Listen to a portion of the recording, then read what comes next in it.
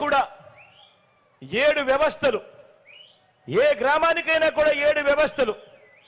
ఓ సచివాలయ వ్యవస్థ, ఓ వాలంటీర్ వ్యవస్థ, ఓ రైతు భరోసా కేంద్రం ఆర్బీకే వ్యవస్థ, ఓ విలేజ్ క్లినిక్ వ్యవస్థ, ఇంగ్లీష్ మీడియంతోనూ నాడు నేడుతోనూ మారిన మన గవర్నమెంట్ బడులు, ప్రతి గ్రామంలోనే ఓ మహిళా పోలీస్, ప్రతి అక్క చెల్లెమ్మ ఫోన్లోనే ఓ దిశ యాప్, అదే గ్రామంలో డిజిటల్ లైబ్రరీ, ఓ లంచాలు లేని వివక్ష లేని పాలనతో గ్రామాన్నే మార్చిన వ్యవస్థ తీసుకొచ్చానని ధైర్యంగా చెబుతా ఉన్నాడు మీ జగన్, మీ బిడ్డ.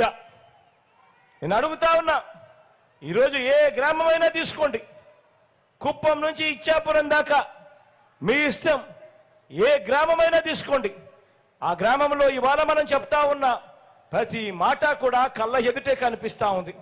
అదే గ్రామంలో ఒక సచివాలయం వ్యవస్థ కనిపిస్తుంది, అదే గ్రామంలో ఇంటికే వచ్చే వాలంటీర్ వ్యవస్థ కనిపిస్తుంది, అదే గ్రామంలో ఒక ఆర్బీకే కనిపిస్తుంది, అదే గ్రామంలో ఓ విలేజ్ క్లినిక్ కనిపిస్తుంది, అదే గ్రామంలో ఒక మారిన ఇంగ్లీష్ మీడియం స్కూల్ కనిపిస్తుంది, అదే గ్రామంలో ఓ మహిళా పోలీస్ కనిపిస్తుంది, అదే గ్రామంలో ప్రతి అక్క చెల్లెమ్మ ఫోన్లోనూ ఓ దిశ యాప్ కనిపిస్తుంది. అదే గ్రామంలో గతంలో మాదిరిగా కాకుండా ఎక్కడా లంచాలు లేకుండా, ఎక్కడా వివక్ష లేకుండా నేరుగా నా అక్క చెల్లెమ్మల కుటుంబాలకి అందజేస్తా ఉన్నా అదే గ్రామానికి చెందిన ఓ వాలంటీర్లు చెల్లెమ్మలు, వాలంటీర్ తమ్ముళ్ళు, వీరందరికీ పైన మీ బిడ్డ జగన్ ముఖ్యమంత్రిగా మంచి చేస్తూ కనిపిస్తా ఉన్నాడు. ఏ గ్రామాన్ని తీసుకున్నా కూడా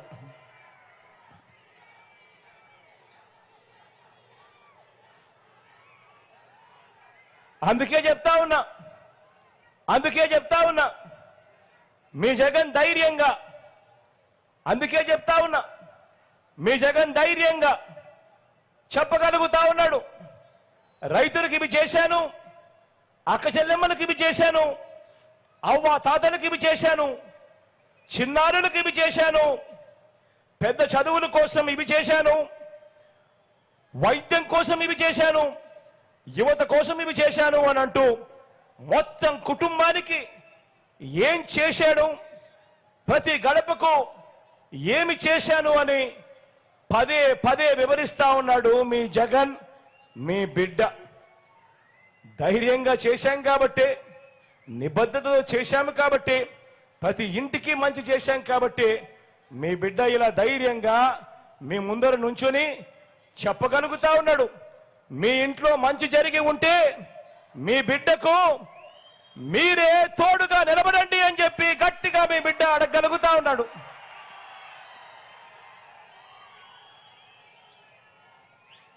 మీ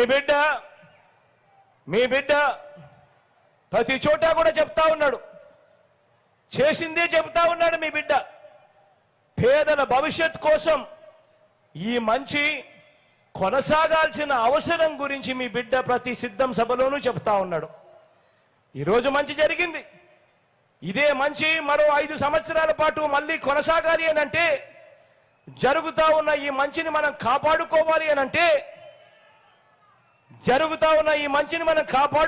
అనంటే, మీలో ప్రతి ఒక్కరూ కూడా ఈ ఎన్నికల్లో మీ ఓటు కేవలం ఎమ్మెల్యేలను ఎంపీలను ఎన్నుకునే ఓటు మాత్రమే కాదు అన్నది ప్రతి ఒక్కరూ కూడా గుర్తుపెట్టుకోమని కోరుతా ఉన్నా.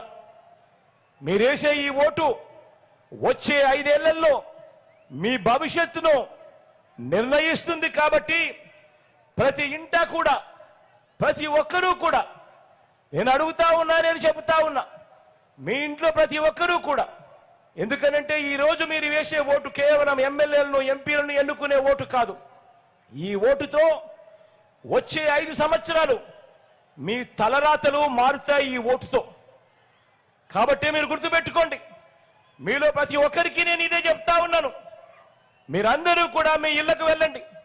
మీ ఇంటికి వెళ్ళినప్పుడు మీరంతా కూడా మీ ఇంట్లో ఉన్న మీ అక్క చెల్లెమ్మలతో మాట్లాడండి, మీ ఇంట్లో ఉన్న మీ ఇల్లాలితో మాట్లాడండి, మీ ఇంట్లో ఉన్న మీ అవ్వ తాతలతో మాట్లాడండి, మీ ఇంట్లో ఉన్న చిన్న పిల్లలతో కూడా మాట్లాడండి. చిన్న పిల్లలకు ఓటు లేదు కదా అని చెప్పి వాళ్ళతో మాట్లాడకుండా పోవద్దండి. చిన్న పిల్లలతో కూడా మాట్లాడండి,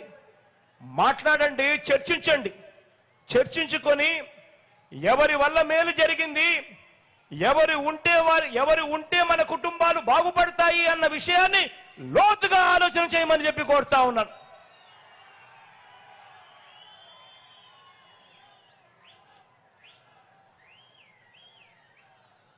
ఈ విషయం ప్రతి ఒక్కరికి కూడా చెప్పాలి. ప్రతి ఇంటికి వెళ్ళి చెప్పాలి.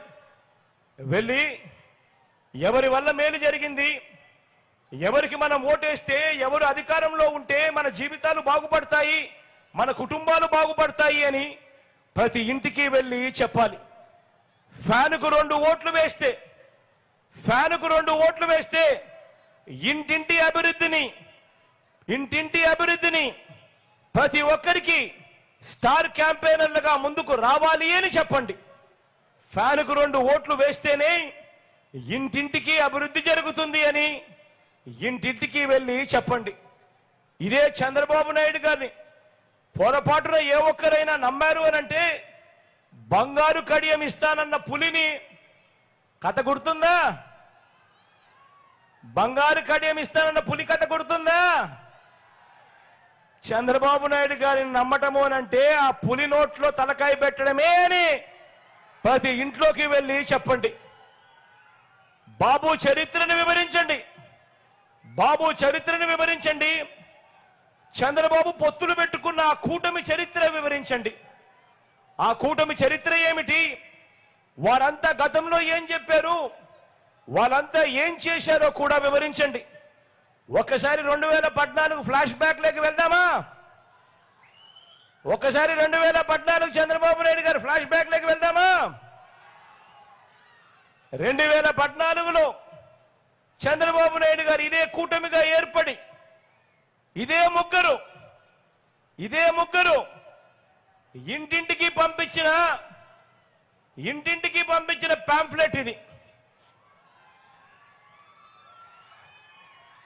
గుర్తుందా ఈ పాంఫ్లెట్? ప్రతి ఇంటికి వెళ్ళి చెప్పండి.